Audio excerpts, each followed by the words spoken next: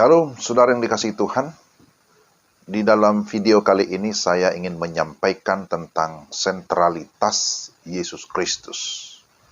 Tentang sentralitas Yesus Kristus. Mengapa Yesus Kristus itu disebut menjadi sentral atau menjadi pusat? Pertama, Yesus disebut sebagai pusat dari sejarah karena memang manusia membagi sejarah menjadi sebelum Masehi dan sesudah Masehi dengan merujuk kepada kelahiran Yesus. Ini adalah fakta yang sangat penting bahwa hampir sepertiga penduduk dunia ini percaya kepada Yesus Kristus. Tapi yang kedua, Yesus adalah fokus dari kitab suci. Alkitab bukanlah kumpulan acak dari dokumen-dokumen agama. Yesus sendiri mengatakan bahwa kitab-kitab suci itu memberikan kesaksian tentang aku, tentang Yesus. Yohanes 5 ayat 39 sampai 40.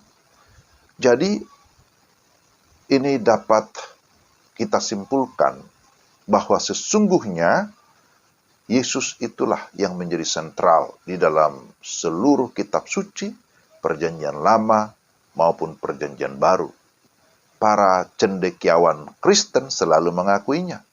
Misalnya seorang bapak gereja yang bernama Jerome di abad yang keempat menulis bahwa tidak mengenal kitab suci sama dengan tidak mengenal Kristus.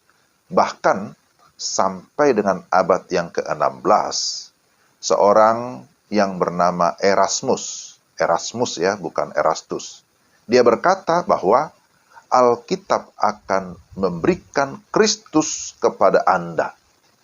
Juga seorang reformator yang bernama Martin Luther, di dalam pengajarannya tentang kitab Roma, dia menjelaskan bahwa Kristus merupakan kunci ke kitab suci.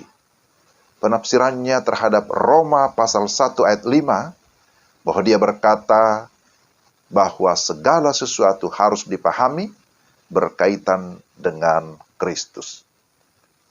Jadi, kita lihat bahwa yang pertama, Yesus adalah pusat dari sejarah, tapi yang kedua, Yesus adalah pusat atau fokus dari kitab suci Alkitab, perjanjian lama maupun perjanjian baru.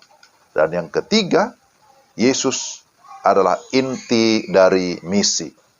Mengapa ada sebagian orang Kristen pergi menyeberangi daratan dan lautan, benua, dan berbagai budaya sebagai misionaris? Apa yang mendorong mereka? Tujuan mereka bukanlah untuk mengabarkan suatu peradaban atau lembaga atau suatu ideologi, melainkan mereka mengabarkan satu pribadi yang unik, namanya Yesus Kristus. Yesus Kristus adalah Tuhan dan Juru Selamat satu-satunya. Stephen Neil, seorang misionaris asal Inggris, berkata, tujuan kami sebagai misionaris adalah terus menyampaikan kepada kaum non-Kristen atau kepada orang-orang yang belum percaya dengan segala kesabaran yang tanpa batas tentang Yesus Kristus sebagai Tuhan dan Juru Selamat.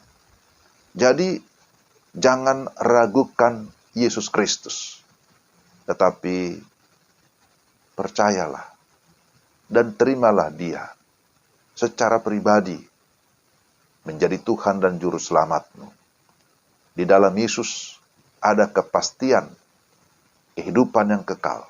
Di dalam Dia ada keselamatan. Dan setelah itu percayakanlah hidupmu hanya kepada Dia. Maka Dia akan memakai engkau menjadi saksinya, menjadi berkat bagi banyak orang. Kiranya bagian yang saya sampaikan secara singkat berkaitan dengan sentralitas Yesus Kristus sungguh-sungguh bisa menggugah hati kita dan semakin meneguhkan iman kita bahwa memang benar Yesus Kristus adalah pusat dari seluruh kehidupan kita. Tuhan memberkati saudara-saudara sekalian. Shalom.